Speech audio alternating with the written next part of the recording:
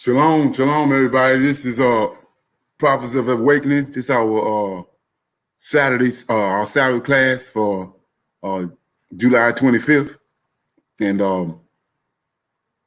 we're gonna start out with our moment of silence in regards to us being aware of what the Lord of Hosts is doing in the earth and how He's working, orchestrating everything behind the scenes for our exit from the lands of our oppressors.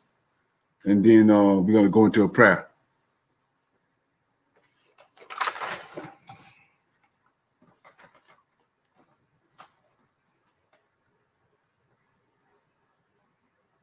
O Lord, righteousness and uprightness belongeth unto thee. Therefore we come before thee at this hour, seeking thy face and looking for righteousness and uprightness, that we may walk before thee as our servants, David, Solomon, and Samuel, and Hezekiah did, that we may walk before thee in truth and in righteousness and in uprightness of heart. Give unto us, O Lord, an understanding heart, that we may discern between good and bad. For you possess the power to turn us, O Lord. We desire to walk after thee, O Lord, and keep your commandments and your testimony and your statutes with all our heart and soul, to perform the words of the covenant that was written down by your prophets. O Lord, allow thy face to shine upon thy people. Hear our plea. Hear and do, O Lord. Hide not thy face from us at this hour. We need you so very much. Peace be unto you. Okay. So with that being said, we're going to go into our current events. And the first thing I want to do is a question been posed about, leaving here. We know that we got to leave here, and we know that it's upon us. And so originally, whenever I first started, maybe 2-3 years ago, maybe 4, I started dealing with me about Africa, and how that he was going to use Africa as part of our leaving America and leaving out the lands where we've been scattered among our oppressors. And I was looking at Ghana and Pacific Accra.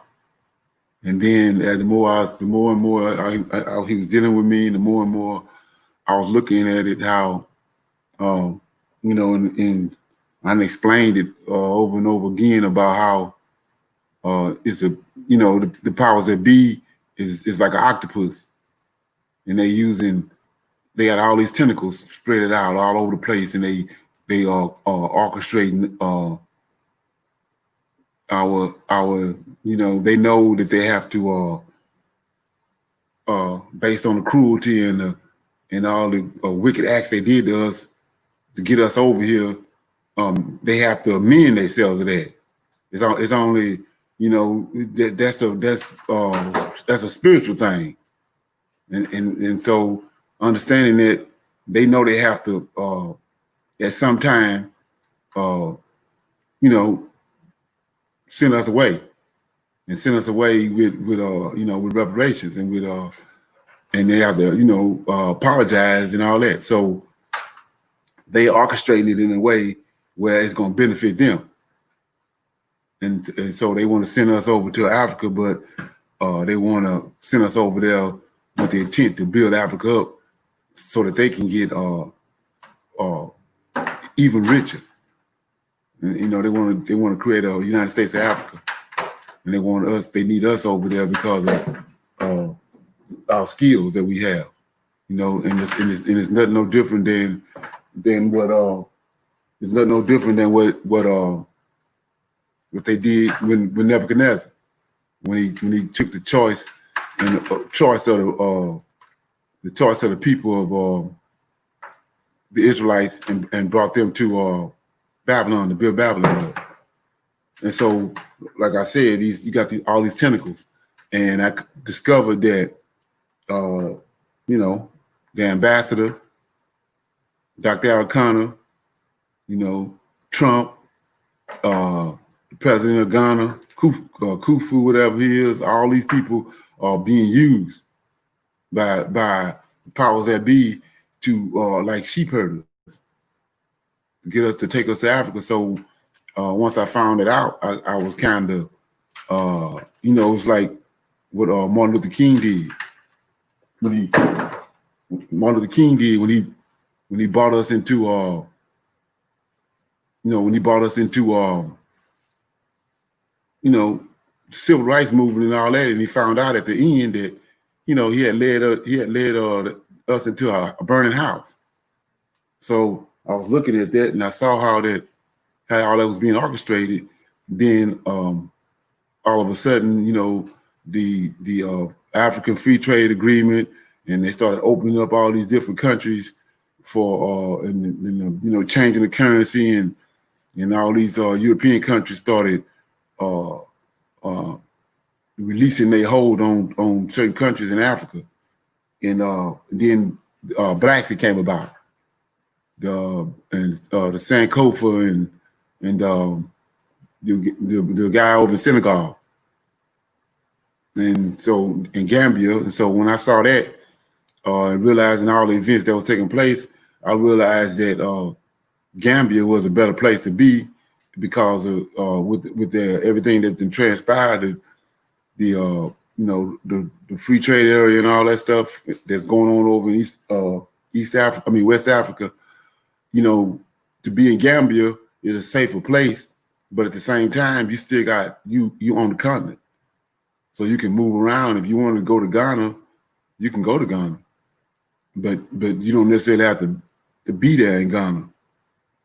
You got it's like over here in America. I'm living in Louisiana, and I know Israelites that's in Texas. I can just go to Texas and go see them, but I can still be in Louisiana. But I'm closer. I got access to them. I don't necessarily live in Texas. And like I said, right now in Texas, we see how Texas is now, I think, is the hot spot when it comes to the coronavirus. It overtook New York.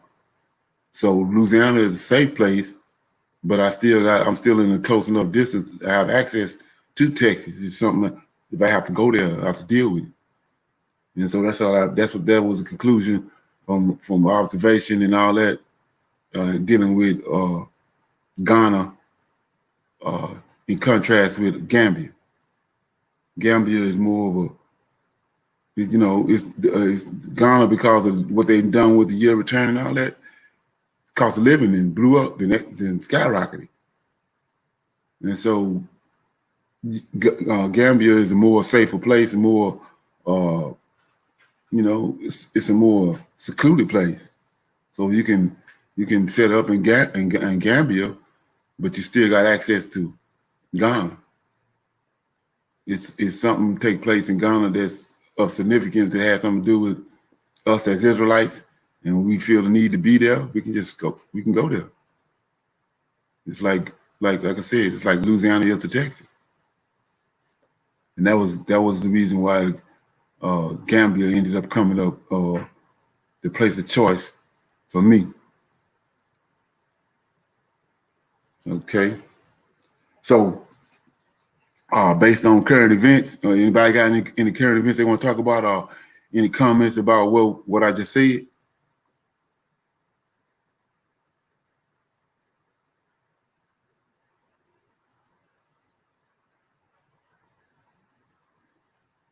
No comments? Okay.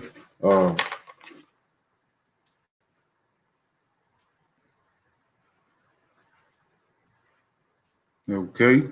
Okay. Shalom, shalom. Shalom. So thank you for sharing that contrast between Ghana and Gambia. And what I wanted to share, I don't know if anybody's keeping up with the Denver Nuggets basketball team, but they've got uh, a black, I think it's an African guy. He's about 7'2", 7'3", and they call him something giant. So, And every now and then in the NBA, an extraordinary or exceptionally tall guy shows up. I know you guys might remember the big tall giant guy from China, but then there's been several African guys that were over 7 foot. Is there any connection in your mind to um, the giants of old? I know that the government of America has basements filled with DNA from our ancestors, but I don't know. It's strange that those 7 foot guys, show up every now and then in the NBA. So this guy is called, his name is Bol, so they call him Bobo the Giant. right. What's I can't think his name, but that's his son. He played Who in is the that? NBA. It's not Mutombo. It's a guy that came right before Mutombo. That's his son. The tall. Gerald Goff? No, this is an African dude. He was real tall, but he saw like that guy. He was kind of knock needed, and he really wasn't. He Manute wasn't. Bo. Huh? Manute Bo. Yeah, Manute Bo. That's Manute Bo's son. Oh, Yeah, that's his son. And so he when you understand about these giants, and then understand that, like I was saying, I keep on trying to reiterate, is the fact that people don't. We've been misled. Another one of those lies, slick lies by Esau, is that they don't tell you the geographical location that these fallen angels came down in Genesis 6. It was in Africa. That's where they came down at. So all over Africa, all over Egypt. Egypt is Mezarine. Egypt had a son, or Ham had a son called Mezarine. So it goes back to what I was saying uh, in the conversation about the uncomfortable conversation of non-Messianic Hebrew Israelite in episode 5, that breaking down the word Elohim. The I on the end of that is Mezarine, them giants. And so if you go to Genesis chapter 10, we're gonna go to the lineage of Ham. Genesis chapter 10. mm-hmm. Okay, I'm in Genesis chapter 10, and I'm in verse 6. It's the sons of Ham. And the sons of Ham, Cush, Mezrine, Put, and Canaan. So if you see, without even going to Mezrine, we know the Canaanites had giants all over their place with them. Right. And then Cush, he had Nimrod. Nimrod was a giant. Right. And then you got Mezrine. That's the Mezrine is Egypt. That's the people, the giants, because they had an oppressive spirit. Well, Mm-hmm. Mezrine is the people that oppressed us. The Most High said, the children of Mezrine says, my people oftentimes went down into Egypt, and the Egyptian, which is the Mezrine, oppressed them. Mm. So it's giants all over the place. That's what they don't want you to know. And so the Egyptologists and all that saying the greatest culture ever existed, the black man created. Yeah, the black giant created. So anyway, verse 7 says, and the sons of Cush, Sheba, Havilah, Sheba, Rima, I'm messing these names up. And then 8, Cush begot Nimrod. I just said that. And he began to be a mighty one. And he tell you in Genesis 6, they came down, slept with the women, and giants were born, mighty men. And we see right here, Nimrod, the mighty man. It says 9, he was mighty hunter before the Lord. Wherefore it is said, even Nimrod, the mighty hunter before the Lord, and the beginning of his kingdom was Babel, Iraq, Akkad, Calneh, and the land of Shinar. And out of the land went forth Asher, and built Nineveh, and the city of Rehoboth and Calah, and resin between Nineveh and Calah, and the same is the great city. Then Mezrine begot from 13 all the way down to 18, them all giants. Mm. See the I am on the end of their names? Right. They all giants. So that whole area was awash with giants. And they don't want you to know that though. Mm-hmm. That's who. And then they tell you about how they built the pyramids when they got this big old mystery going around, which is it's really a joke by the powers that be to the regular population when they want to say how did these big old blocks how they was fashioned so shaped so perfect, and then how did they move? Right. So I'm gonna show you how they move. Hold on 1 minute. And Hold why up. you doing? Oh, You go ahead, talk. yeah. I was gonna say while you're doing that, the most popular method that they show on TV is they got these ropes and pulleys, and they got about 2,000 men or even more, using a rope and pulley system to pull those big blocks all the way up to build those pyramids. And of course, those of us who are awakened, we know that's not true. We know that um, there was another method by which they moved those blocks, and they didn't have no ropes and no pulleys.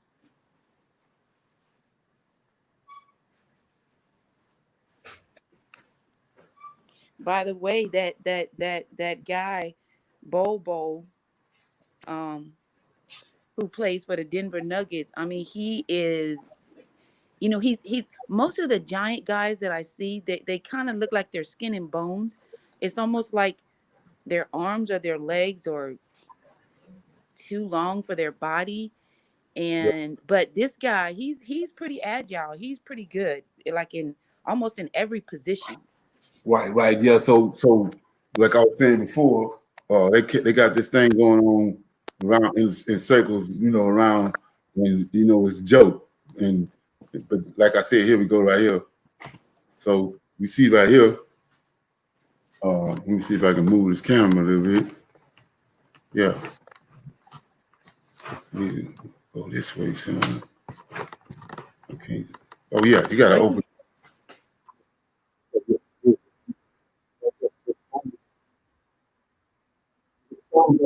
Yeah, over this, long, down long, red years, not long, if you have 20 years, yeah, the reason why they never would submit to no album is strength. It's a song that they call a mighty moon. So it's a song, they don't try to do this, but they don't listen to nobody except them.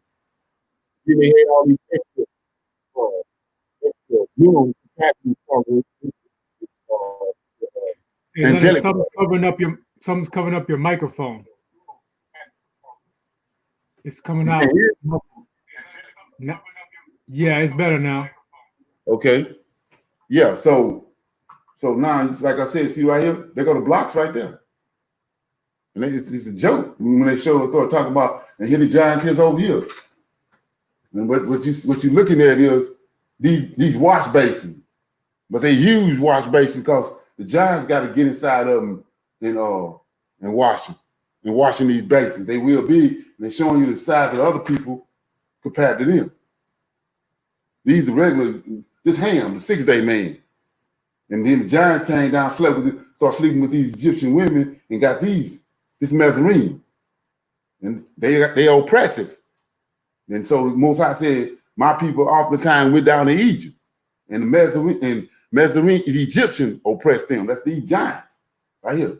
See that? And remember about what we read about Cush, how they took that lamb skin because he killed the ram. Michael killed the ram and covered Adam and Eve parts, covered the private parts. See what they're wearing? That's where all they come from, the lamb skin. See the lamb skin on all of them? That's where all is coming from. But the average person, the average Israelite don't understand all that. And the average person, they don't understand it. And like I said, see they black? They're black. They go to the regular man, most High created. And then, like I said, over here, he's showing you point blank, the giant took one of the blocks. And then they recently did a simulation over there with these blocks with a crane. And the crane couldn't even pick it up. But this man right here toting two of them. One right here and the other one over here. So that tell you how strong they was. And then they wasn't trying to listen to nothing. That's why that was their problem with submitting to the Most High. They were so powerful. And so, yeah. So like I was saying before, when you understand all that, when all that stuff started coming into play, all the pieces of the puzzle start coming together. So, like I was saying before with the Ethiopian tribe, they got a tribe of Ethiopian people over there where this guy came from, Manute Bo. They tall. They long and tall. That's evidence of the Bible of Genesis 6. And these angels, they have the ability to, they can go all over the earth everywhere. They was all over in the land of Canaan, sleeping with women. They was all over amongst the Greeks. The Greeks had giants amongst them. But they originally came down in Africa, well, by the Nile. And that's why the Egyptian culture was so magnificent. It was dealing with these giants and these angels, which is highly intelligent beings.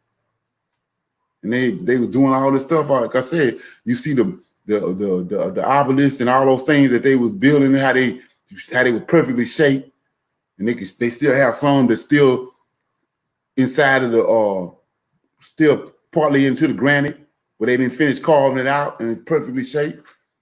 They had instruments and technology that that's being oppressed from us from the local people. And that's the missing element to that part of the story that nobody don't know, most people don't know nothing about. But anyway, like I said, they have defects. Like I was saying before, like right here, you see how tall he is, all right. And then we know wasn't no basketball and all that back then. So we look at Manute Bo, how uncoordinated he was, and then look at his son. That's because of his son came along at a time when he grew up dealing with basketball and dealing with it. He more agile than Manute Bo. So go back to the story. Look at these men right here, how little he is to him, and go to the story of David. That's why David took him out. They had figured out how to chop him right here, chop him down here with their swords, chop him to keep on chopping and chopping until they like chopping a tree down. So you got 30, 40 men down there chopping on their legs, and then finally they got to come down. And then they uncoordinated. And that's why when you go to the story when David fought Goliath, they got, because of Most High they're abomination themselves. And Most High didn't want angelic DNA mixed with human DNA, so it's defects to it. It's like these medications that they're giving people now. That ain't Most High ain't got nothing to do with that. But then when you take it, it's side effects to it. Because it ain't natural. It's gonna help this, but it's gonna cause all kind of other problems. So that's what it was with those giants. So they vision wasn't good. They was knock-kneed and clumsy. So that's why Goliath said, "Come close to me." That's why he's telling David to come close. So he came on the scene, and then he uncoordinated and knock-kneed him. And David dropped him like an oak tree and chopped his head off. And like I said, we're looking at all examples right now from tall people. Now they ain't agile. They're not agile. They got that's a disease when they grow that fast, and so they not as apt as a man that the Most High created. And so that's how they would say, when the regular men figured it out, they start killing them. That's why you don't see none of them.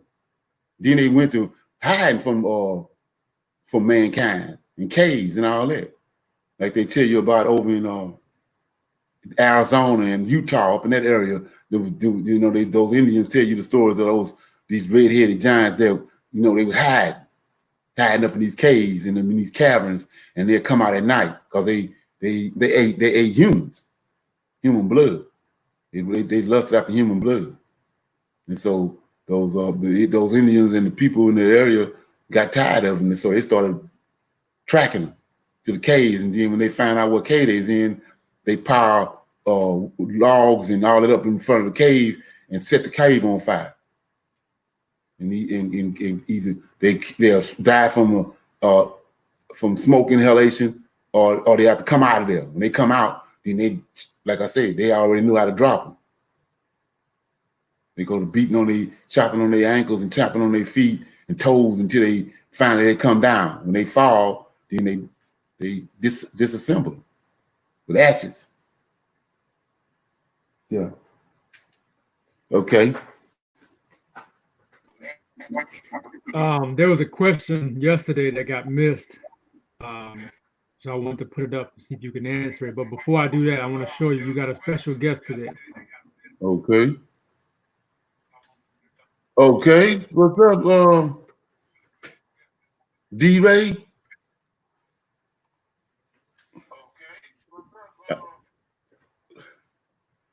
Yeah. Yeah. Okay. All right. What's the question?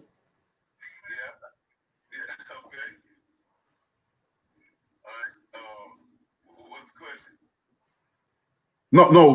I was speaking because I ain't know what had happened to you. So I didn't know if you had lost that or what. So you good? Wait, you talking to me? I'm sorry. No, I was talking to D-Ray. Oh, he just put, yeah, he just said shalom. I was just showing you that he came through today. Okay, all right, yeah. So yeah, I was talking about that the three angels that was in that I was dealing with yesterday in Daniel chapter 12. We can go there, Daniel chapter 12.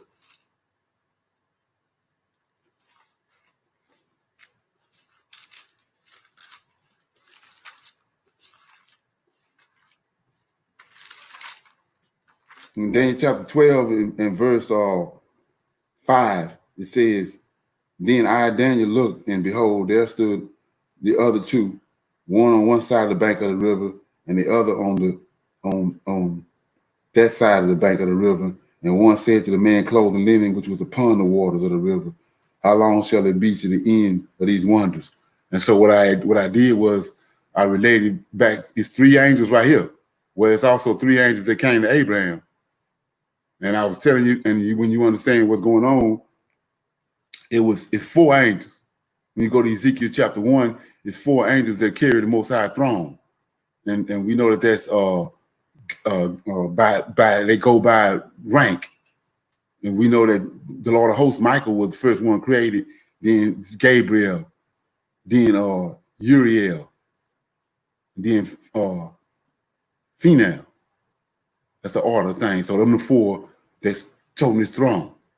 Okay, so then you go to Genesis chapter 18, and there's three angels came. Well, we know that Uriel is over the luminaries, and so they wanted their main objective was they had two objectives when they came to appear to Abraham. One was to let Abraham know that Sarah gonna have a child, and it was gonna be back in 9 months during the time of life, according to the time of life, which is 9 months. And then from there they had to go judge Sodom and Gomorrah. So when they got there, Sodom and Gomorrah was destroyed by fire and brimstone that came down from heaven. Well, Uriel is over the luminaries in the heavens, so he remained in heaven, and the other three came to Abraham. When they got to where they was at, Uriel rained down fire and brimstone on Sodom and Gomorrah. So take that story and go to. I just read to you that it's two angels, three angels in Daniel 12. One on one side of the bank of the river, and another one on the other side of the bank of the river. And then the Lord of Hosts, Michael standing on the water in the middle of the river, and he's communicating with these two angels on the bank. And you say, well, how you know that? That's when you go back to chapter 8. And you Daniel 8 and 15. It says 8, 1 through 14, he had a vision of a ram and a he goat. And then when you understand how it goes, you have a vision. That vision came from heaven. It was sent by the Most High, by an angel, and he brought it to you and conveyed it to you in your head. And so you have to wait on the understanding of it. The angel also had an understanding of it. So 15, he's doing just that. He just had a vision. So it says, came to pass when I had seen the vision and I sought for the meaning. See, once you have a vision, that's what we're not doing now as Israelites. We having dreams and visions all over the place and not even understanding what's going on and not even trying to seek the meaning of it. We get up and go and do something else. But it says, and I sought for the meaning, then behold, there stood before me as the appearance of a man. Then here we go. Remember what's happening in Daniel chapter 12. It's Michael on the water. There's an angel on one side of the river. There's another angel on the other side of the river. And it says, I heard a man voice between the banks of Uriah. That's Michael standing on the river. And now we know the name of the river, the Uriah, which said unto Gabriel. Now we know one of the angels on the bank. Make this man understand the vision. So he came near where I stood. And when he came, I was afraid and I fell upon my face. And he said unto me, understand, O son of man, for at the time of the end shall the vision be. So I'm hoping that answers your question. And so when you go by order, rank and order, we know who the other one was, Uriel. Because he created Michael in charge. He's the first angel created out of the 7. He the one's on the water. He conveyed to Gabriel, which is over understanding, which was second, created, which was formed second. And so that means on the third that was formed was Uriel. He on the other side.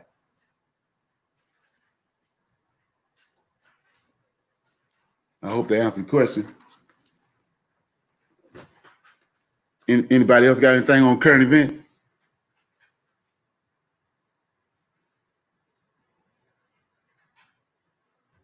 Oh, nobody had anything? Okay. I was wanting to know if anybody watched the video, A Time to Exit, that was sent out yesterday.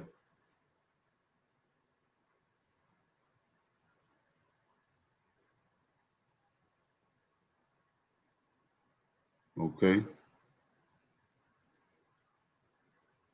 Did anybody watch the video by Sankofa? Yes. Okay, so what I'm getting ready to do is I'm gonna play a little bit of it, and then we're gonna just talk about it a little bit because it's important. So let me play a little bit of it, and so we're just gonna hear the audio part.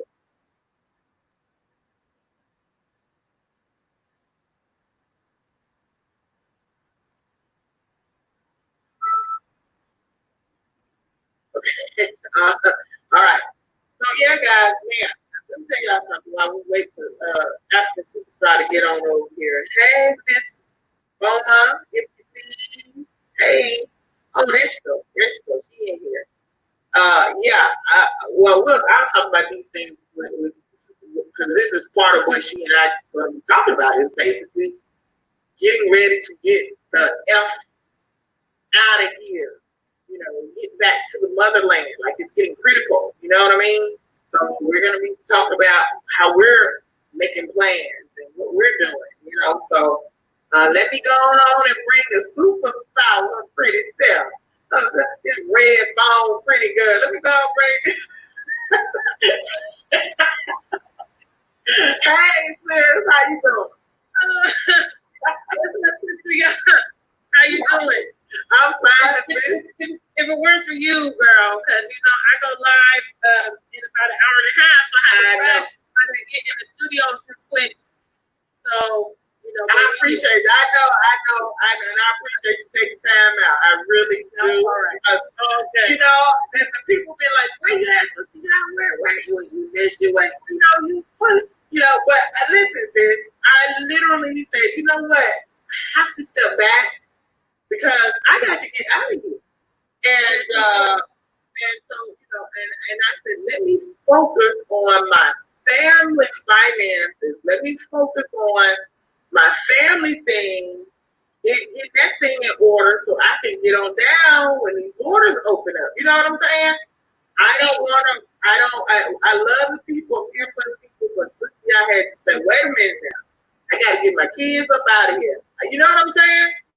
So I'm still doing something. It's not like I walk away from it. You know, it's just that I'm like, right now, I've got Sankofa registered in Ghana as a nonprofit. I'm working to get it registered in the Gambia. So there's some things that I'm still doing to keep the movement going. But I really had to, you know, I took on a part-time job. That's how serious I am. What? I see you, girl. You go ahead with that workforce. You know why? This house is under construction in Ghana and Wager. And my husband is doing it also. I said, let me help my man get this house. You know what I'm saying?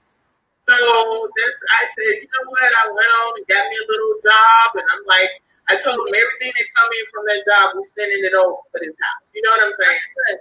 So that's what Sister Y'all got going on. You know.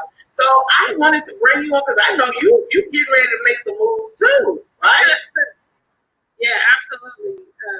I definitely have been trying to prepare myself for like you mentioned, when the borders open. So definitely working for that. I've been getting a lot of people who are feeling a little bit confused and suffering from anxiety because there's a lot happening in terms of some people can't even get their passports right now. It's like a backlog. You know what I mean? It's like you can only get it quickly if it's an emergency situation. You know what I mean? And you got to already have a plane ticket and all that. See, this will come from procrastinating because I know yourself and me and others, we've been telling Black people, have your passport. You know what I'm saying? And now people have got caught up in this joint, and now it's just a hot ass mess. You know what I'm saying?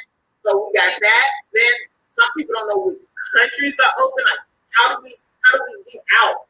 We literally, I do. I don't know about you. I literally have people say, how do I get out of the United States? You know what I mean? Can you imagine that day would have ever came where people were trying to figure out like a route to exit the United States? I really wish it would have happened after I completed my move. Right. They thought they were putting those sticks up down there in the South to keep people out, but it turns out those sticks are going to keep the people in, you know? So it's just becoming the level of anxiety, the level of sense of urgency has risen up to like from, you know, to 100 for a lot of people. Like they're feeling like desperate to get out. So I just want to come on and just kind of talk about how we're gonna move around with this thing. Give people some ideas of things that they can do. Okay? Yeah, sure. Big shout outs to your viewers today. My name is Gina Ifoe. I am the one and only African superstar. I'm also another YouTuber here. So please do feel free to come and join my platform sometime and check out my content. But essentially, prior to this, I was planning my migration to Ghana that was supposed to take place this past June. And obviously, you know, coronavirus has affected everyone. And I think my personal instruction or my personal perspective has been to fortify other areas while I'm not able to travel. So I do also have my own business. I run an e-commerce website, which is www.theafricansuperstar.com. I have put substantial energy into. Let me post that. www.theafrican. Thank you. Okay, Sister Y'all. Girl, they didn't just give me that law degree for no reason. I earned that. Thank you so much. Yes, that is my website. So I have been putting in a lot of additional time into that. Something else that I have also been doing is the African Superstar, Sister Y'all. Oh, shit. That's okay. But let me see. Okay, you was close. That K was critical though. K was critical. I'm gonna say that. Yeah, you was there. You was there. You was in the zone. So I've been putting in a lot of work. Obviously, people that are venturing onto the continent, both Sister Ya and I, we have been promoting a lot of people to obviously come with an entrepreneurial mindset, because there's a lot of opportunity available on the continent, and we do need job creators to go. There are people on the continent that are currently looking for jobs and things like that. If you go as someone who's seeking a job, it's not that it's impossible, but you will be dealing with highly qualified African, competition on the continent. So if you are in a position to start up your own industry or something like that, also in addition to what's happening via coronavirus, having some type of online presence or some type of independent means of income is very, very beneficial. So I've taken this past, what has it been about? 4 months? Right? Yeah, the lockdown started in March. So yeah, almost about 5 months to ramp up my online presence. I've also taken this time to focus on fitness. And I actually did a 6-month challenge with my channel to kind of promote wellness and promote cultivating things in your life. Because obviously we can't control the borders, we can't control the government. We don't really know what's on the horizon with travel and things like that. The other thing I would say is, if you do have connections, this is a great time to pull those strings. Right. Because it's all about utilizing your connections. If you don't have connections, don't feel bad. But for those of us that have already been traveling to the motherland, we have already been establishing connections over there. This is a good time to see how that may potentially work for us. And so those are kind of the areas that I have been focusing on, not to get overwhelmed with what's happening, and then just, getting prepared. And that can mean many things. I've chosen to focus on my business, my health, but if you are planning, for instance, to move, reducing your items. Downsizing. So maybe putting your house on the market or liquidating some of your assets. Or obviously you can't get your passport. I believe they're opening up. Yeah, it's just that they have a real big backlog. So you can apply now, but it's just gonna take a while. That normal, 6 weeks is not gonna be 6 weeks. I got a friend that sent his in for renewal back in February, and he was so happy he just got it yesterday. So wow. They have a backlog. So you can respect it. I mean. Yeah. So at least they're back up and going, and hopefully they'll get through them quite, fast, so that people can get their passports. But I definitely don't wait till the last minute. Like the sister said, start putting your plan in action right now. And that's what I was doing, since the finances, because getting on the continent, you need a source of income. Dude, and I keep telling everybody, don't get job out of your mind. Get it out. Just get it out. If a job happens to fall in your lap and you want to take it, even the pay is not comparable to what we're accustomed to. While the cost of living is low, but still, the pay is just not even what we are accustomed to having. So you might not even want that job because of the pay. You know what I mean? But you really start. I have done so much. That's what I took this time off since. I said, okay, I picked up a little part-time job. I'm trying to focus on my businesses, because Sankofa is a nonprofit that doesn't really, we haven't even reached $10,000, which is sad to say. You know what I'm saying? In terms of donations since we started, and that money goes straight into Sankofa's account, and in hopes that things will pick up and we can, begin to put a few people in place, get things in order for people as they begin to arrive. But right now we're not there, and it is what it is. I hope that the people will come along and really support that program, so that, and the Exodus Alliance, so that we can do what we need to do for the people But in the meantime, I have to focus on my family and what is going to sustain us as a family on the continent. So that's what I've been doing. So I do carrot bars. I do everything. So y'all do a little bit of everything, Yeah.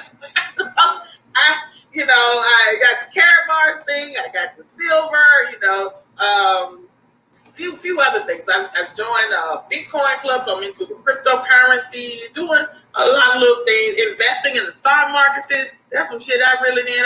So I had a brother hit me up, and he was like, "Sister," he became a millionaire in the stock market. And so he was like, "Look at this, look at it. You need to get on this." You know what I mean? I put a little money over here. I'm trying to hopefully some stocks go up. You know what I mean? So I'm investing.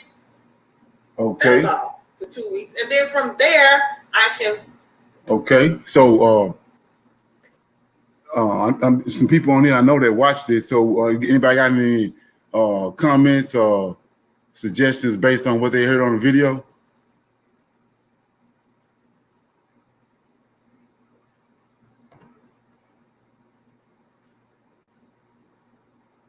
Okay. Yeah, I think one of the things that stood out for me was the fact that she's saying, they don't pay as much. So don't come over here expecting to get paid the same as what you get Right. paid in whatever country you're coming from. And Right. try to go over there and, maybe start a business or have something already started before you leave. Right. Yeah, like bring jobs instead of trying to get a job. Right. Yeah. Exactly. Right. Yeah, it makes sense. Anybody else?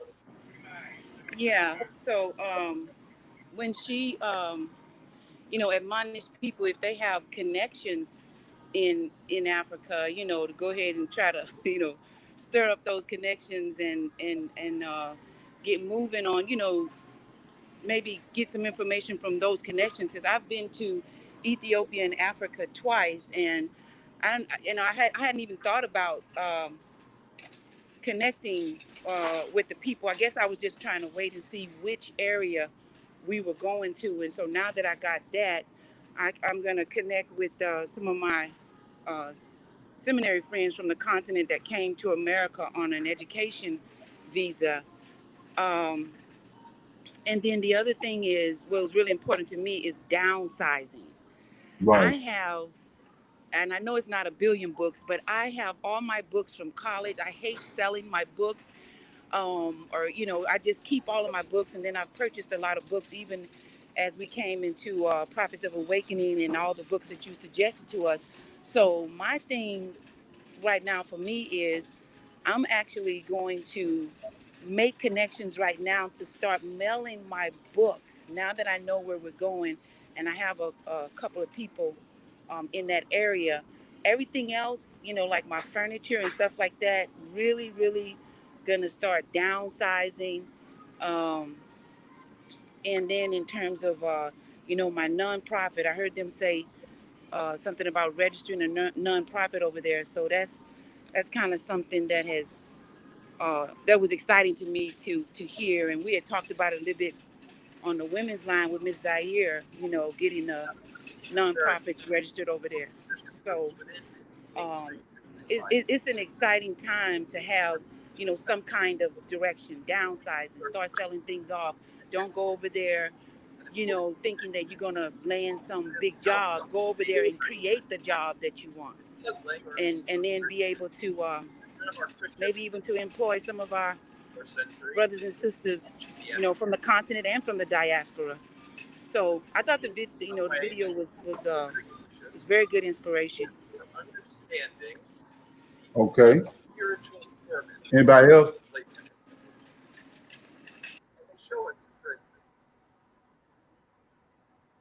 Anybody else? Yeah, as Zaire said, that people can be tricked into investing in the stock system too. as far as, you know, not knowing what you're doing and losing your money. Right, right. Yeah, they was, and like I said, if anybody wanted to watch the whole thing, it was it's called a time to exit, and it's they get into cryptocurrency, and the lady Sister Ya from Sankofa was talking about how to use that use your Cash App card. It's got cryptocurrency on your Cash App card. Yeah, and we had brought that up a couple of months ago about trying to find out what was up with cryptocurrency, because like we said, you already see what they're doing with the dollar. They slowly getting away from the dollar, and they already done got away from it over in China. China already don't. China is a Catholic society, and that's the they the model. They the one with they had a blueprint. What you see going on in China is going to eventually come to America and to the rest of the world.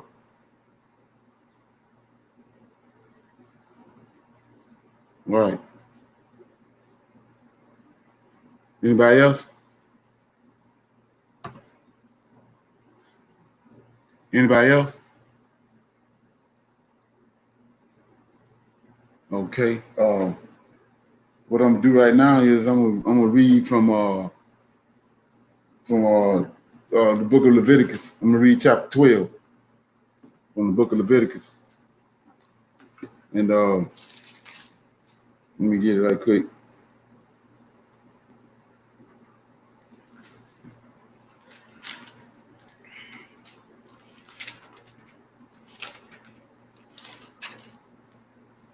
Okay, this Leviticus, and this Leviticus that I do with the laws, the Most High laws and all that was given to the Israelites when they was dealing with Moses and they was at Mount Sinai. So it's we in chapter 12, and it's pertaining to purification of the woman. And it says, and the Lord spake unto Moses, saying, speak unto the children of Israel, saying, if a woman have conceived seed and born a man child, then she shall be unclean 7 days, according to the days of the separation. For her infirmities shall she be unclean. And in the 8th day, the flesh of his foreskin shall be circumcised. So, like I was saying before, you know, so many people get, you know, Christians and whatever they Hebrew Christians, they get bent out of shape when you break down the fact to them that about an 8th day, and we see that it was the Most High created a man on that 6th day, and then he rested on the 7th day. That's where we get the 7-day week from. 6 days you work, and the 7th day you rest, which is Shabbat. And then the next day after that, when you're dealing with creation, is the 8th day. It was the first day of the week, of the second week, but it was the 8th day from creation, and that's when he created Adam. That's when he formed Adam from the dust of the ground upon the ground. It was the 8th day from creation, and so calling right here we see that, and every male child they come from the descendants of Hebrew Israelites, and the Hebrews is they descended from Adam. And so just by looking at these laws and looking at the commandments and all that, you can trace the lineage right there. But it says in Leviticus chapter 12, verse 2, speak unto the children of Israel. That's the people that came from this man that he formed on the 8th day. It says, if a woman have conceived seed and bore a male child, that means in the likeness of Adam, then she shall be unclean 7 days, according to the days of the separation, or for her infirmities shall she be unclean. And in the 8th day, so the 8th day ain't nothing, it's not foreign, or it's not something that was concocted. It's right here. It says, in the 8th day, the flesh of his foreskin shall be uncircumcised. Well, that's the day when the 8th day was when this man was formed. And then this 8th day is the same day that he informed Abraham to circumcise his seed. Okay, and 4, and she shall then continue in the blood of her purifying 3 and 30 days, and she shall touch no hollow thing, nor come into the sanctuary until the days of her purification be fulfilled. But if she bear a maid child, then she shall be unclean 2 weeks, as in her separation, and she shall continue in her blood of her purifying 66 days. So let's look at that. Verse 2 says, speaking to the children of Israel, saying, if a woman have conceived seed, see that? Seed, and born a male child. So the male child is the seed. And now we got this drama to keep on going back and forth about different roles. Then in verse 4, and she shall then continue in her blood of her purifying 3 and 30 days. So that's 33 days after she had a kid. She continuing in her blood. She's separated from everybody else. She shall touch no hollow thing, nor come into the sanctuary until the days of her purifying. So she unclean 33 days. So imagine that. Imagine now what we doing. And then we want to know why we catch so much hell. So 4, 5, if she bear a maid child. See what he says? Maid child. That's a female. So ain't no way in hell they're the same. He says, but if she bear a maid child, then shall she be unclean 2 weeks. Now look at this. 2 weeks. And in her separation, she shall continue in her blood, purifying 66. So it's double the days. It's double the days of her separation when she had a male child than when she had a female child. So like I said before, when you look at these Gentiles and what they've done to us, how in the hell they the same? So, okay, verse 6 says, and when the days of her purifying are fulfilled, for a son or for a daughter, she shall bring a lamb of the first year for a burnt offering, and a young pigeon or a turtle dove for a sin offering unto the door of the tabernacle of the congregation unto the priest. And so let's look at that, because like I said, I mean, I try to break everything down. It ain't but 8 verses in here. So it says, and when the days of her purification and are fulfilled, for a son or a daughter, she shall bring a lamb. See that? The lamb to the of the first year for a burnt offering, and a pigeon or a turtle dove for a sin offering unto the door of the tabernacle of the congregation. So everybody want to know who the servant is. So it says to bring it to the door of the tabernacle, the congregation, to the priest. There go your servant right there. And she bring the lamb for sin. Well, the priest is the one that's got to make the sacrifice to it, make the sacrifice. He the one got to kill the lamb and then sacrifice the lamb for the people. So there go your suffering servant right there. The priest says, who shall offer it? You see that? Who shall offer it before the Lord, right? Not Yahweh, before the Lord of hosts, and make an atonement for her. See that? And she shall be cleansed from the issue of her blood. This is the law for her that have born a male or a female. And if she be not able to bring a lamb, then she shall bring 2 turtles or 2 young pigeons, the one for the burnt offering and the other for the sin offering. And the priest shall make an atonement for her, and she shall be clean. So when you look at that, I want to go somewhere I want to do something. We see right here, this is mandatory, and this ordained. It came down from heaven, from the Most High, and we ain't doing it right now. So let's go back to Deuteronomy and look at the ramifications of that. Deuteronomy 28. You there? 28 and 64. Okay, 28:64 of Deuteronomy. And the Lord shall scatter thee among all people from one end of the earth even unto the other, and there thou shalt serve other gods, which neither thou nor thy fathers have known, even wood and stone.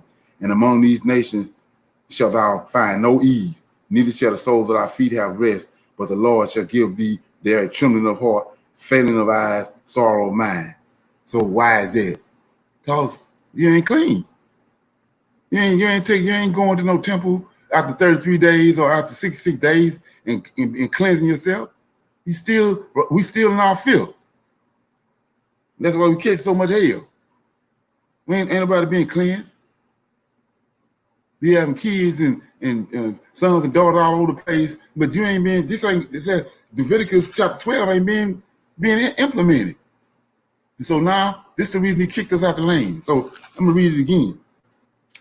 And the Lord shall scatter thee among all people from one end of the earth, even unto the other, even unto other. There these shall serve other gods, right? These other gods don't require the Israelite to do that, to be clean. They don't require them. It's the Lord of hosts. Our God require that we do this and be clean. These other gods don't give a damn about us being clean or unclean. And that's why we kept on serving them. So he cast us out amongst them. Now we over here, and that's why we in 65. Says, and among these nations shall thou find no ease, neither shall thy soles of thy feet have rest, but the Lord shall give thee there a trembling of heart, failing of eyes, and sorrow of mind. Unclean. You live your whole life unclean. You die, and your kids they live their whole life unclean. Ain't no lamb being sacrificed. Ain't no lamb being taken to the door of the tabernacle. Come on. In the comments, it's only 8 verses in that chapter 12. In the comments.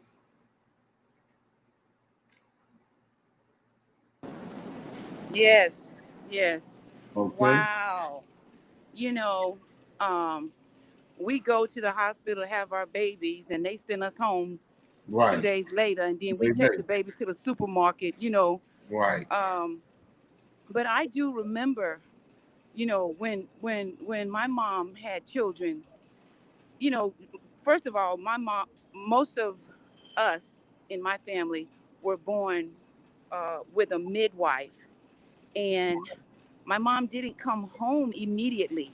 And then when she came home, it's like, you know, we had to go to the door and talk through the door to her. I mean, right. she stayed kind of in the room with the child for at least 2 weeks, and right. and so we can see that based on what you just read. I mean, we're in what we call the church house. Everybody unclean, Right. And there's absolutely no way that righteousness is anywhere in the place. Exactly. Because we're, like you said, and I think one of the key things, we're in a strange land with strange people practicing strange practices. And Right. so we have to realize that.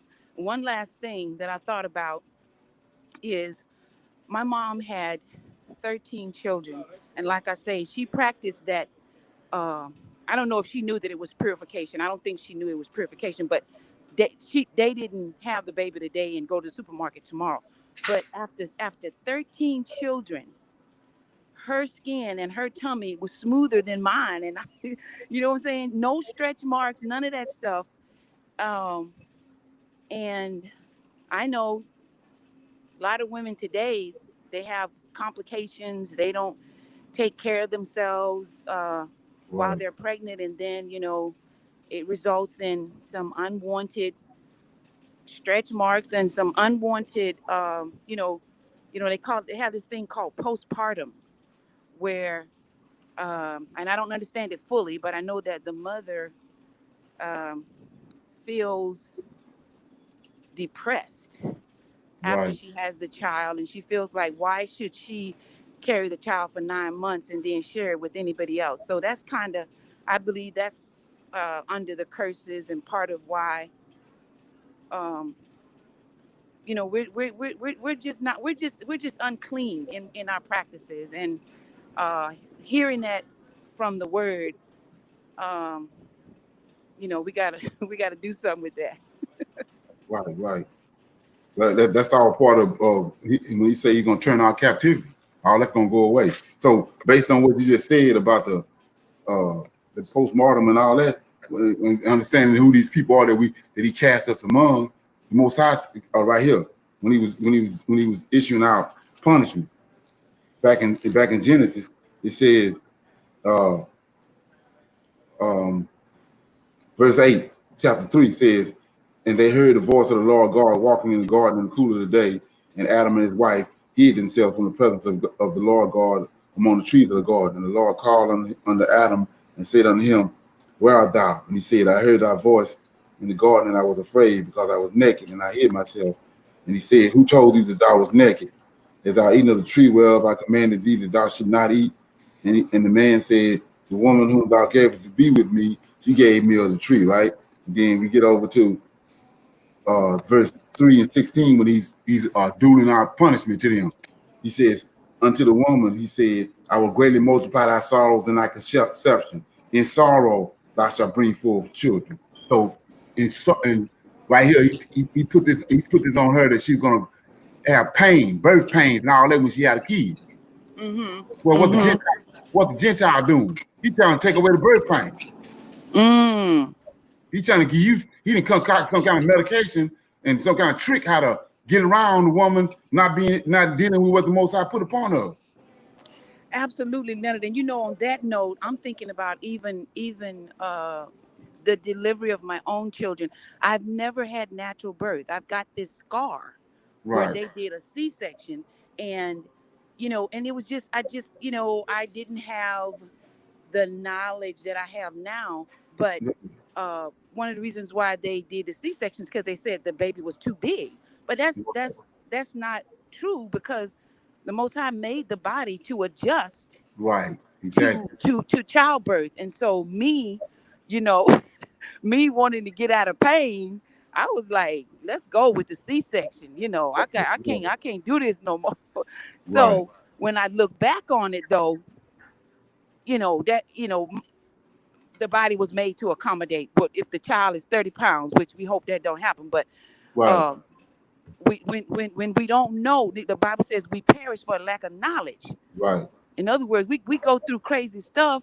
We experiencing craziness because we, you know, because of our disobedience to our God, and we're not functioning under his laws, statutes, and judgments. But yeah, if I had it to do again, I would wait for the natural process of having the child rather than, you know, 3 times have a C-section, you know? Right. Right. So you gotta look at that because, like I said, you have you have an automobile, and the automobile got a manual to it, and then you got an overflow for the radiator when it get hot, and you say, well, I don't want to deal with the overflow. You take the overflow out. Right. Okay, what's gonna happen to the car? It's not gonna work. So your body is a process. The body, it got a manual to it, and we just read part of the manual just now in Leviticus. So Right. if your body going, it's like I was saying with the pineal gland, with the human, which is Adam's descendants. The pineal gland is reacting to the sun in the evening. In the evening, when you starting to wind down, it sends out a certain chemical to help you start winding down and go to sleep at night. When you wake up in the morning, it sends out another chemical to help you start to get up and start moving around. Well, it's the same thing when you get ready to have childbirth. When you get in the process where the baby start lining up and the pain start coming, then the body and the mind and the pineal gland is doing all kind of stuff that it's supposed to do. Where if you bypass that, you can throw the whole cycle out. Exactly. The whole cycle thrown out. So that's what happened to us. But that's why I read Deuteronomy 28, 64 and 65, because he cast us out of the land, and that's why we catch so much hell, because we ain't operating by the manual. Yes, Leonard. That the Creator gave.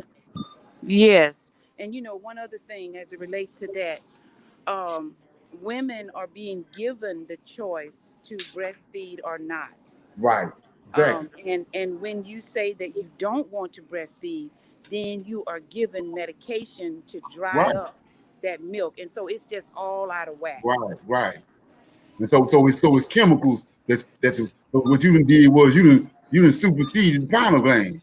Yes, yes. Now you throwed it off. What you think gonna happen to other stuff?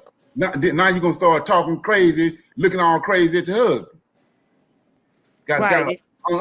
unnatural anger and all this stuff because you done sideboard the natural processes most I had set in place. Yes, exactly. Yeah, That's what that yeah. is. I tell And you, that's if the I problem. if I had known what I know today, I yeah, definitely would have done some things different, especially pertaining to childbirth, and then even putting your child on these formulas, these Similac Right, milk and right, cow milk and all this kind of stuff. right, Um, it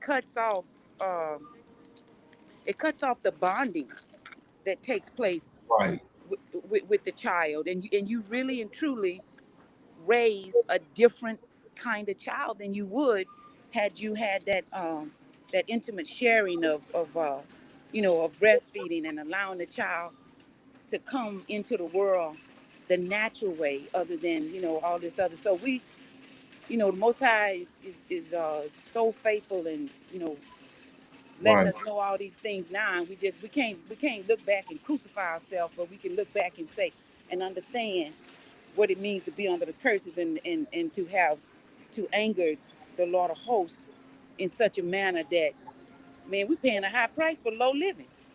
right. And then it's like I said, he says bring forth the blind that have eyes that can't see and ears that can't hear. That's what he's talking about. It's like I said with them, you got to think about the melanin.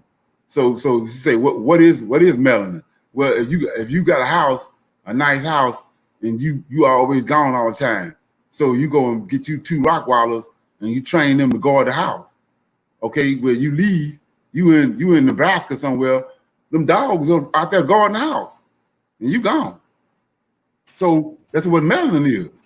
Wow. The Most High done put the melanin in your body. He ain't got to deal with it no more. He put it in Adam body. What, some 10,000 years ago? He ain't got to come back and do nothing with it. It's Right. still doing its job. So we got to look at that. So he said, pertaining to this melanin, he know that he put there. That's a guard dog. He says when a woman conceives that and that semen and that seed go and she in the fallopian tube she receive it, that melanin come and encompass it, and that's what Yes. causes it to form where it don't have no defect. Wow. The 10 toes come, everything come. So Mm-hmm. now that's the reason why you have to understand why he curses when he curses somebody. He take the guard dog out.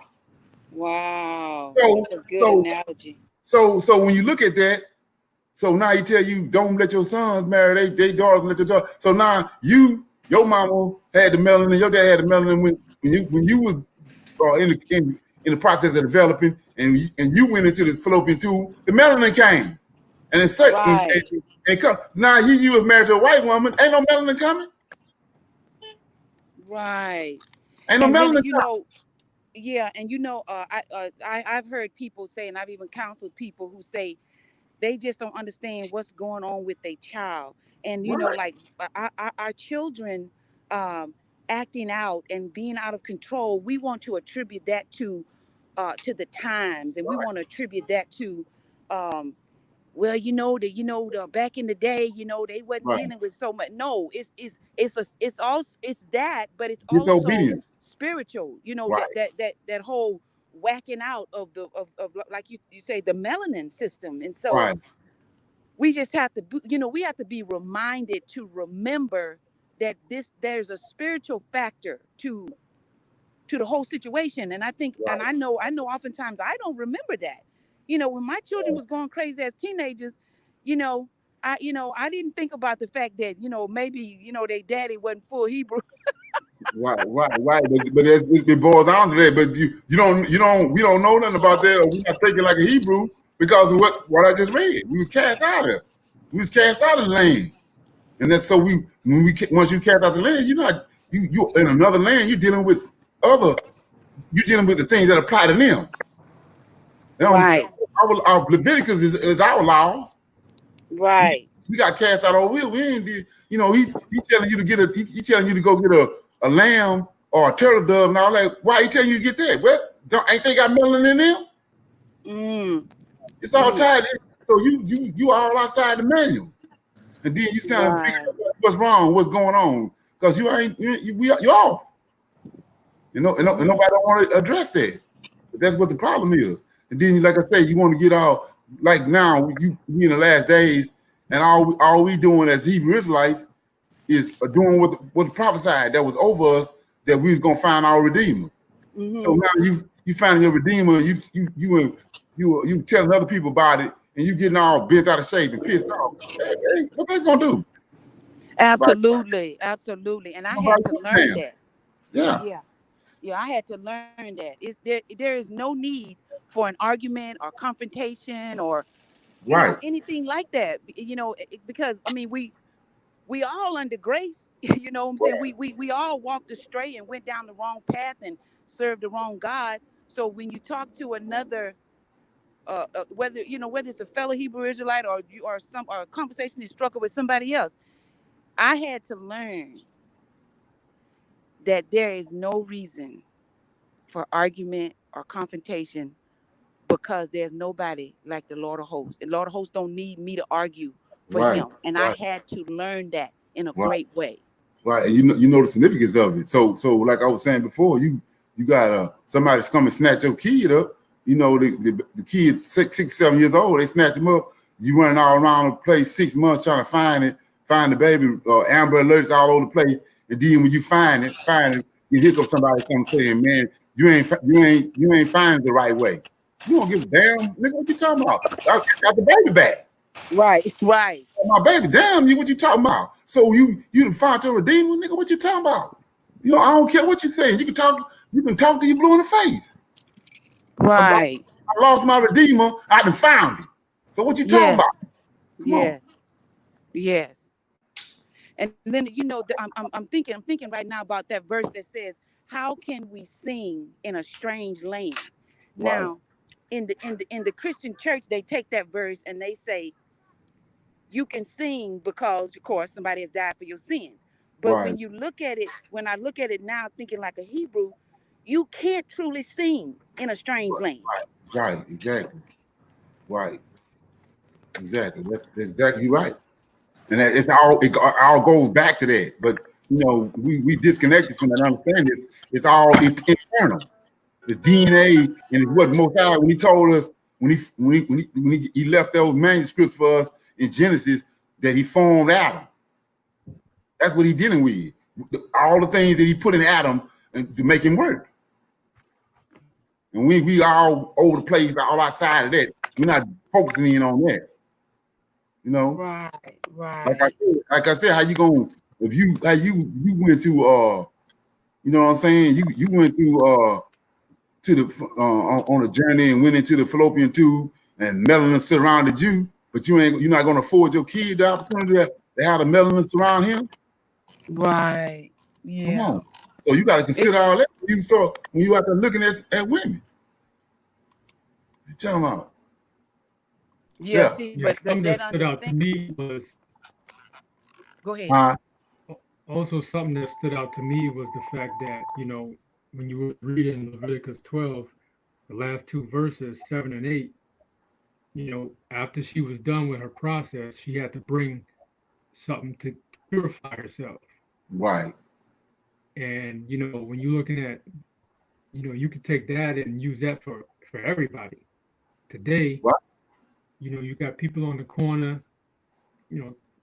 talking, screaming, yelling. You got, all different types of groups.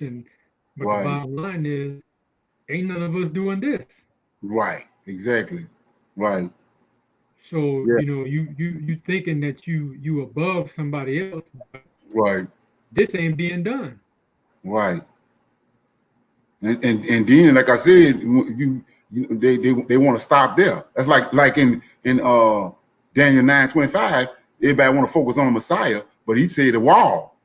So Deal with the wall. Don't you just running over there dealing with the Messiah, deal with the wall. So it's the same thing right here with this. You go back and look at it. Why you ain't you over there, you in North Carolina, I'm in Louisiana, and she in Virginia. You got a herd? Do you have lamb? Right. You got turtle doves? It's a reason why you ain't got no turtle doves. Shit, because he done cast you off. You can't cleanse yourself, even if you wanted to. Right. You ain't got no ram.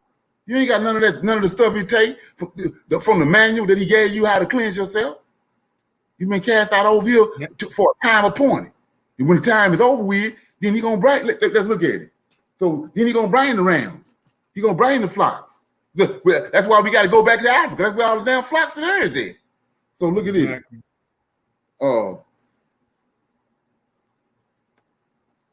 I'm in Isaiah.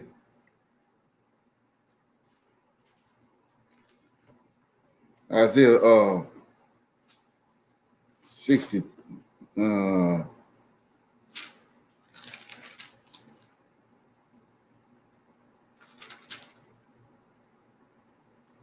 60, I think it is, 60, I believe. Yeah, I'm in chapter 60. It says, I'm reading like 5 verses. Chapter 60, verse 1. Arise, shine. So we ain't shining right now. We starting to shine. But it says, arise, shine, for the light is come, and the glory of the Lord is risen upon us, upon thee. For behold, the darkness shall cover the earth, gross darkness the people. But the Lord shall arise upon thee, and his glory shall be seen upon thee. And the Gentiles shall come to thy light, and the kings of the brightness of thy rising. Lift up thine eyes round about, and see all they that gather themselves together, they come to thee. Thy sons shall come from afar, and thy daughters shall be nursed at thy side. Then shalt thou see and flow together, and thy heart shall fill and be enlarged, because the abundance of the sea shall be converted unto thee. The forces of the Gentiles shall come unto thee. Look at this. The multitude of camels shall cover thee. The drummery of the Midian and the ephah, all they from Sheba shall come. They shall bring gold and incense.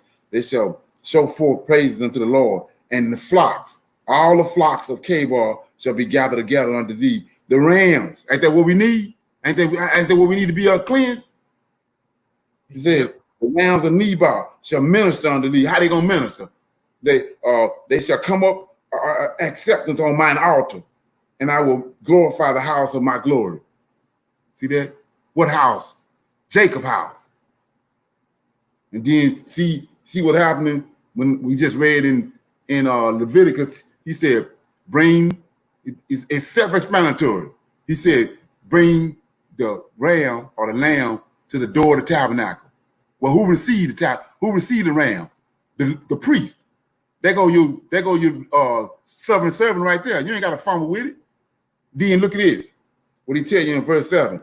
All the flocks of Kedar shall be gathered together unto thee. The rams of Nebat shall minister unto thee. They shall come up on acceptance on mine altar. That's his altar. The priest getting the lamb from the woman, and he taking it and putting it on his altar. Come on. It ain't your altar. It's his altar. That's how you getting cleansed. Come on. No, that makes sense. All right. Any more questions or comments? Okay. This I'm gonna deal with this right here because of connecting the dots as far as we've been dealing with the scenes recently because of the uncomfortable conversation with that we've been having with as a non-Messianic Hebrew Israelite, and I don't know if anybody's familiar with the letter of Aurelius that was it's in the Septuagint, not the Septuagint, but the Pseudepigrapha.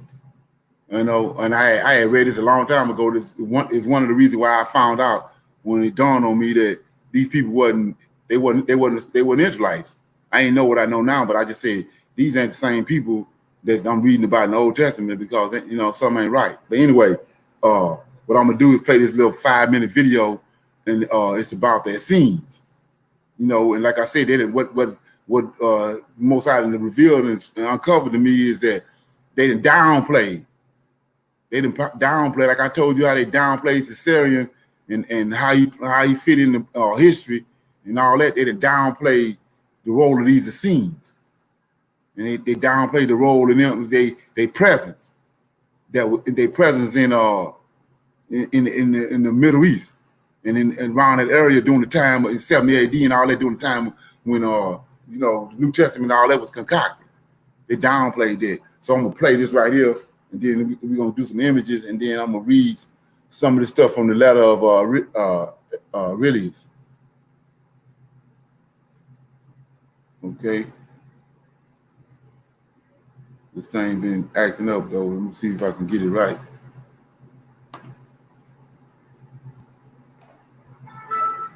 Okay. Groups within mainstream Jewish society. But the principal Jewish sources of the late Second Temple period also speak of a third group.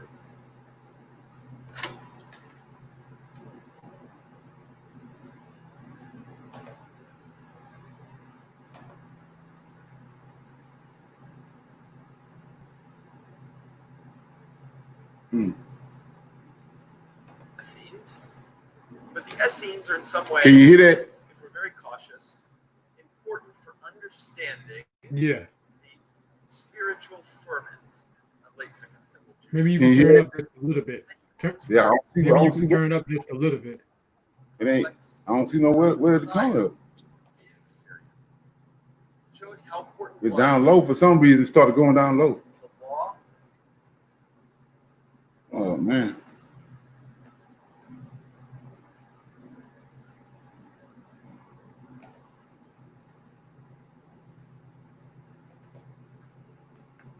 Yeah. Anyway, so I'm gonna have to. It ain't the computer acting right. I mean, you Yeah. can hear it. It's just not as loud as normal. Yeah, I did something with this card and the computer went out. Oh man. Okay. Look, let me try something right quick.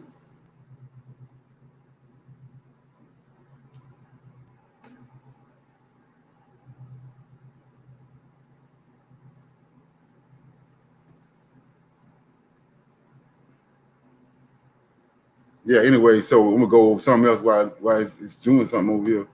But anyway, so what I discovered was that these scenes was all over the place. You know, they downplay their role, and but they was all over the place. And then so I was listening to something that I was reading out of the book of Josephus, and Josephus mentioned that when he was 14 years old, he went out in the wilderness for 3 years. And then he returned back at 19. Well, that's the scenes. And so then you come to find out, like I was saying right here, when you look at these pictures right here, this dude right here, see, he's mentioned. I was telling you all those books that was being written, those were scenes. Those were scenes that was in Egypt, in Alexandria, Egypt, that was dealing with their library. And this one of the main guys right here, Penny the Elder. He's one of the main ones behind a lot of the books that was being written that was compiled in the New Testament. And we know Alexandria, he the one who created the library. And then Ptolemy was there. He the one that ended up becoming Serapis right here. This guy here, Ptolemy, that's who Serapis is. That's the father of the 29th dynasty in Egypt. So all them was the scenes. And so that's what, when I had mentioned how the Queen Elizabeth made a point about saying that she ascended from kings of Israel, and she ascended from the pharaohs, and that's what she's talking about. She making it as if it's she making it as if it's some kind of it's some truth to it. It's truth to it, but it's distorted history that way you usurp the people, the real people that was there, and you ended up being there. Like I said, only the 29th dynasty. You're not the original people. You didn't ascend from the original people that was the pharaohs. You came in and usurped it, just like you usurped. In reality, you usurped the Ham, the 6-day man, you usurped his lineage, and you also went to Judea and you usurped the 8th-day man lineage. You living and existing in a lie. So anyway, so like I was saying before, this guy right here, Ptolemy was he's the father of the 29th dynasty in Egypt. And like I said, so these Essenes is when I showed you with the temple how they had a door to their access to Herod Temple. They're the ones that was running Herod Temple, and so when you understand who the priest was, who the suffering servant was, the Levites, they was gone. So when the Most High tell you in chapter 11 of Daniel chapter 11 verse 14, it's way more to it than what you just read. Let me read it right quick.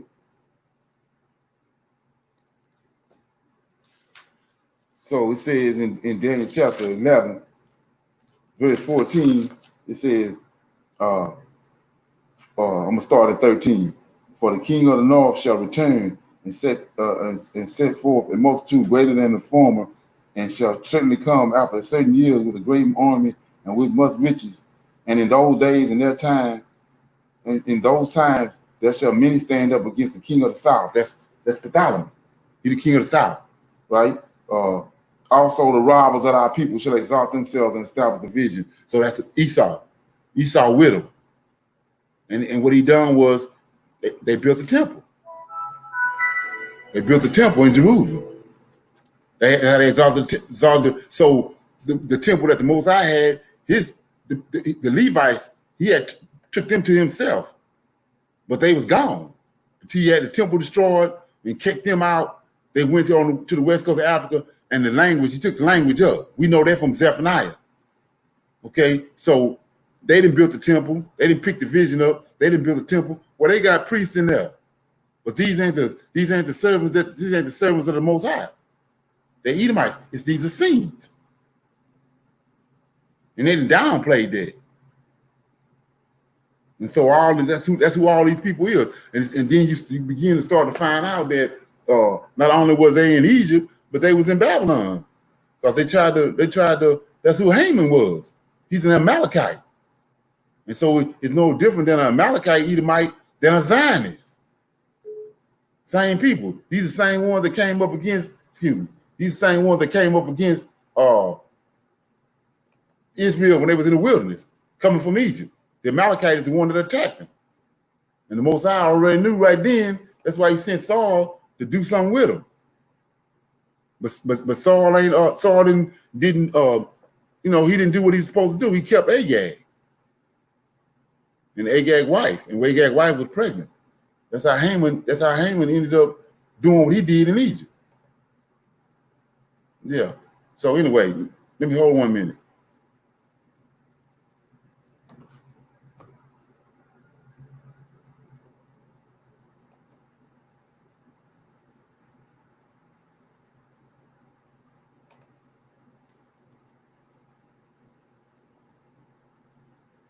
Yeah. So anyway, I'm just gonna if I can, I'll try to play that video tonight.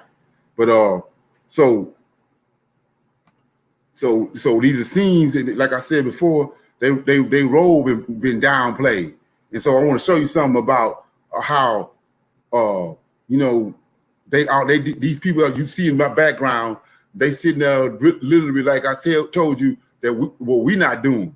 When we say, when the Most High says, take a ram and sacrifice it to cleanse yourself, that's exactly what he means.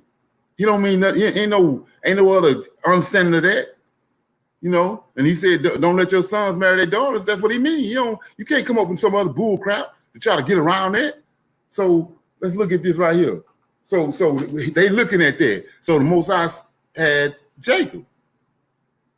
And Jacob had 12 sons. And then Esau had 12 sons. And not only did Esau have 12 sons, Ishmael had 12 sons. All of them affiliated with Abraham. Well, these people that you see behind me, they got access to our records because of Antioch Epiphanes and they combing through our records. So when they start concocting these books in the New Testament, they're using the same format. So Mosiah got 12 tribes, and he come up with 12 apostles. Mosiah got 12 patriarchs. He come up with 12 apostles. He phoning with. So let me show you what I'm talking about. So I'm over here in the this is Pseudepigraphy right here. It's got this volume this volume 2. You got volume 1 and 2. I'm in volume 2, and this in here is the letter of Aurelius. And so I'm gonna read it right quick. Some of them, show you what I'm talking about. This like I say, this real time, straight from Alexandria, Egypt. So, and this is what you reading is right here. I don't know how many people know about it, but this we had it tonight. Let me get it right quick. Let's make this plain. Yeah, hold on 1 minute. Okay, this is Tanakh. When I say that they got a hold of our records, this is what our Tanakh, the Old Testament. There ain't no the wicked ass New Testament ain't connected to this. This is our records they got. So they sitting there.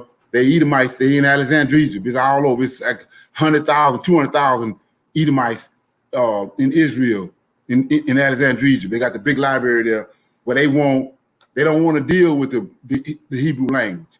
They didn't crossed over and they're dealing with the Greeks, and so they want this book. But when I'm getting ready to read, this is Septuagint. So it's the Greek. It's this Tanakh right here, translated in Greek. This the beginnings of the New Testament right here. Like I keep hearing me say the Greek New Testament, because the Greek New Testament was conspired from the Old Testament, and it was Greeks that was doing it, and they came up with this.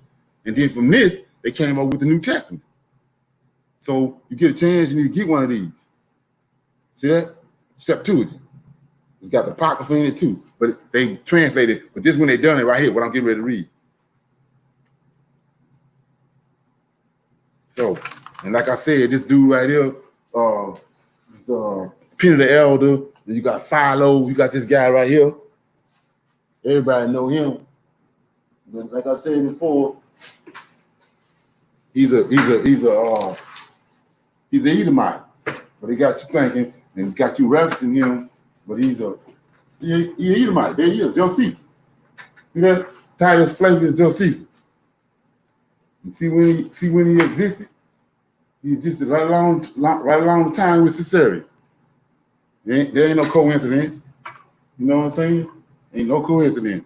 So anyway, so these people trying to they don't want to deal with the Tanakh in Hebrew. They wanted to translate it into Greek language. That's how we get the Septuagint. So what we're looking at right here, it says, I'm gonna skip through here a little bit because there's a lot of information with, it's like 20 pages. It says the trustworthy narrative has been compiled. Philocrats, like I was telling you before, they're not talking to you. They're not. All this stuff been hidden. It's being exposed now. But you had Caesarion was killed when he came back after 18 years. He was killed, and when he died, they made a religion out of him. That's what the Christians that's being killed. Augustus don't want to have nothing to do with him. He got a problem with them because he know that Caesarion was Julius Caesar's blood son. So he don't want to have nothing to do with that religion that came from him. That's why they was killing him at first, until Constantine needed a religion to unify his kingdom, that his newfound empire that he had just came into. So then he embraced it. He ain't had no problem with these people, this Christian religion from Caesarion, because he needed it, and he ain't had no problem with Julius Caesar, but with Caesarion. So anyway, so it says right here, the trustworthy narrative have been compiled. The Philocrats. Well, who is Philocrats? Philo. follower of Alexandria. He got this big old group of following that's following him very well, but they don't want to tell you all this.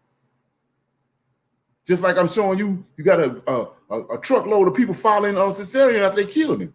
They done made him a god, and they telling you they calling them, they telling you they're Christians, but they didn't put a spin on it. But these people came from when they killed Caesarion. Augustus Caesar killed him. Then they put that on him that he died, born, and rose again, and all that, and made a religion out of it. So anyway, he says these phallocrats of the meeting which we had with Eleazar, the high priest of the Jews. He just stole a Hebrew name. Moses had a son called Eleazar. So he stole the name right here. It says, the high priest of the Jews, arising out of your attaching great importance to the hearing of the personal account of our mission. And so what's the mission? They want to transfer the Tanakh from Hebrew to Greek. And so it says, its content and purpose. By detailing each aspect, I have tried to give you a clear exposition of it, realizing your scholarly disposition, which is a supreme quantity in any man who has tried continuously to decrease his learning and understanding, whether from the accounts of others or by actual experience. This is the way in which a pure disposition of mind is acquired, by the attainment of the noblest ends, and which turning to piety, the highest of all ends, lies by adopting a rule which does not err. So what he's doing anyway, he's going on down. Okay, so we're gonna go down in verse 9, and it says, and his appointment as keeper of the king's library. That's a library in Alexandria. Demetrius and Pharaoh undertook many different negotiations aimed at collecting, if possible, all the books in the world. By a purpose of translation, he brought to the successful conclusion as far as to lay his power, the king's plan. We were present when the question was put to him, how many thousands of books are there in the royal library? See that? This is how the New Testament came about. They got all these books there. They have orgies and all that. When they finish having orgies, they come in there and give them a book. Or get a scroll from our prophets, and then go to concocting it and making them a book out of it. And then put their name on it. And these are books that compile together. So anyway, to get to the point. So over here it says, I'm telling you how they looking at it, and the Most High got 12 patriarchs. He got 12 tribes. They see how he operate. So it says right here, the mission is to translate this Tanakh to Greek. It says, O king, a letter shall be written to the high priest at Jerusalem, asking him to dispatch men. Look at this, men for the most extraordinary live and mature experience, skilled in the matters of pertaining to the law. See, 6 in number from each tribe, in order that after the examination of the text agreed by the majority, be an achievement of accuracy in translation. See that? So the Most High ain't dealing with no translation. The angel speaking Hebrew. He ain't got to translate nothing to nothing else. The Hebrew, that's the end all. But these people want to translate it. And we, like I say, we looking at it real time. Every 2-3 years, they change the damn King James. So he says, we may produce an outstanding version in a manner worthy both of the content of your purpose. Farewell always on receiving this report.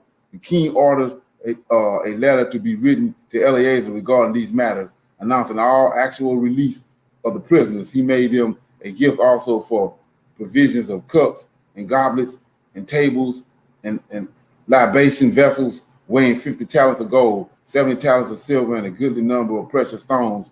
He commanded the treasurer to allow the craftsmen to select whatever they might prefer, and of currency for sacrifices and other requirements of 100 talents. So we see right here, they set all that in motion, and they translated it, and that's how we got this Septuagint right there. They concocted it. And so I wanted to show you that. So what they did was they got and go to seminary and all this too. So they took 6 men from each tribe, fake ass tribes. And they got them all together, sent them to Jerusalem. 72 men. They even, if you want to read that, they even designed and craft. They had some men come in and craft this real elegant table that they brought in and sit it down there, and then they provided them with all they needed, and they sit there and concocted and translated the Tanakh to the Greek, to Greek. And anybody that know anything about the Greeks, Hellenization.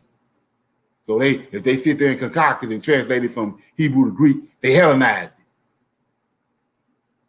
And so that's the beginnings of them not having no respect for the Most High Word. And then from there, after they did that, hell, there wasn't no limit. They went from there, they went to flipping and changing the book. They didn't feel changing the Most High Word. They flipped it all over the place. So like I said before, with the Hebrew Israelite that understand this, when the Most High brings somebody to you and breaking something down that you ain't seen before, and it's showing you in the Bible, then you shouldn't be surprised. You ought to be thankful. You know? So like I said before, you can't be obligated to hold on to a damn idol. If it didn't show you as an idol, you ain't obligated to hold on to it. It's a damn idol. Come on. All right. So with that being said, I'm gonna open it up for some comments and questions before we close out. Can you put that book up one more time so I can see the title? To the blue one. The Septuagint and go ahead. Yeah, and then the other one. Yeah, this is Septuagint right here. This is what, I know you'd have heard about that, right? That's a Septuagint. That's they translated this to Tanakh. Yeah, I just wanted to see the the version you had. Well, when you start looking, when you start going through the eBay or to go to Amazon, you're gonna see this one. This is what you're gonna look for right there. That on there. When you see that, you got the right book. Okay. Then it go to it's two of these. I showed them before, but I'll show you again. This volume 2 that I was reading out of, the letter to Aurelius. This volume 1. Yeah, and so in volume 1, to give you a golden nugget, being that we on the Sabbath, Jacob's ladder. Go to Jacob's ladder. It's a breakdown of what happened at Bethel when Jacob had the vision of going under the ladder and the angels coming up and down. And what it does in Jacob's ladder lets you know who the Lord of hosts is. When Jacob saw the angels going up and down the ladder, but he saw the Lord of hosts at the top of the ladder, regulating, not Yahweh. Yeah.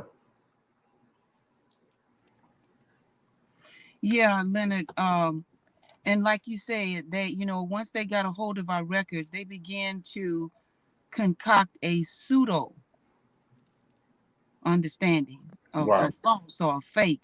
And I was thinking about, in the, I think it's in the book of Samuel, 1st or 2nd Samuel, where David goes into the temple and eats the showbread.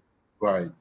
And so this whole so-called communion, where you eat the bread as if it's the body of Christ and drink the juice as if that's another example of them taking something sacred and concocting it into something that is just wicked, because the Most High and the Lord of hosts hates human sacrifice. We don't eat flesh. We don't eat human sacrifice.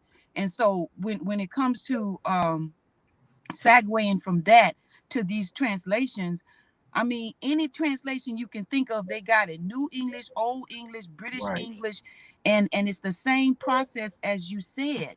They get a group of Edomites to sit down together, and they put together what they want to go forward to actually confuse the reader. Right. And all it takes is, like I said, for you to be made aware. And then then when you understand who the Levites is, who the suffering servant is, there, that's why I say so. You know that the Israelites are black. So you're supposed to be expecting a black man come and bring you down. If you praying about it, then a black man gonna come. So you don't look crazy as hell when he show up. Right. So anyway, so what they did was, what you have to understand, that's the priest. It's a think tank, and they do using it right to the day. It's a think tank that I was showing you that in the Egyptian Book of the Dead, everything Horus said, it was written in red, right? Right. Whereas a group of think tank that wrote down what Horus said. Horus ain't said they got Horus propped up there, but they the ones guiding you where they want you to go by what they writing in red. Right. So it's an Edomite think tank that's writing all this in red in the New Testament. That's what Jesus is saying. He ain't saying it. So you say what you talking about? Well, Constantine, when he subdued those other three men and brought the Roman Empire back under one rulership and one empire, he needed a religion to control the people, right? Well, what you think? Who you think he got? He got a council. You got a council, a group of men. And so how they controlling it? Through the book. Through the book that they concocted. He controlling them. What they want them to do, they're gonna say Jesus said it. Come on. The same thing, Leonard, with our education system. Right. They control us through, and when and I just realized this, but the American and all over the world, they have certain what they call scholars that write the books that become the curriculum in the schools, and then you got people like Bill Gates that's funding, to pay these writers. You know what I'm saying? Right. So, yes. Now let me tell you one thing that I do, and I don't know if it's harmful or what, but, and of course I got this practice from seminary. So in the King James, you have thee and thou and thou, and I can understand that language a little bit better. But at one point I would read like the New Living Translation because it was so-called a little bit more conversation language. I wouldn't put away the King James, but I would read the New Living Translation. Okay. That would help me to understand some of those these and thous and those. Is that something I need to stop doing? Right. Yeah. That's right. It's like being that's like being in a scuba diving and take and you under the water and you take the mask off.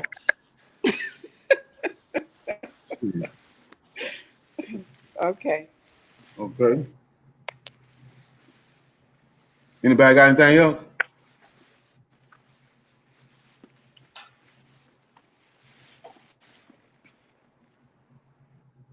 No more comments, nothing else?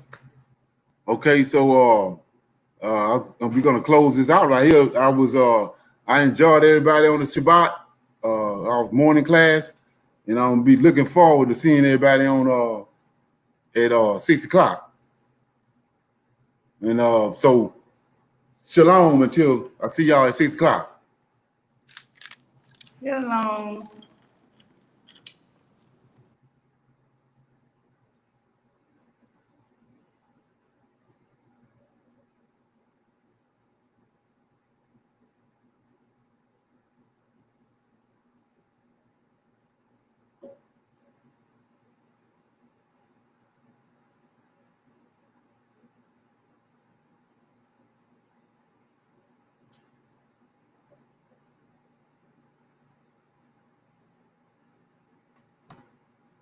Where you at, Kim?